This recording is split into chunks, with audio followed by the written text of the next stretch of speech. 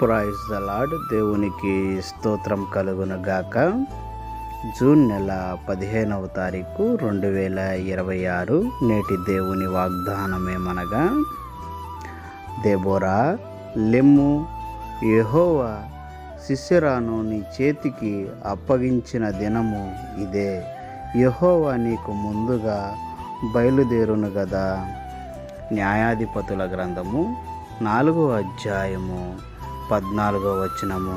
దేవుని యొక్క మహోన్నతమైన ఈ వాక్యము ప్రతివాని ఎడల నెరవేరాలని కోరుకుంటూ, సియోను ప్రతిధ్వని మినిస్ట్రీస్లో మీ సహోదరుడు.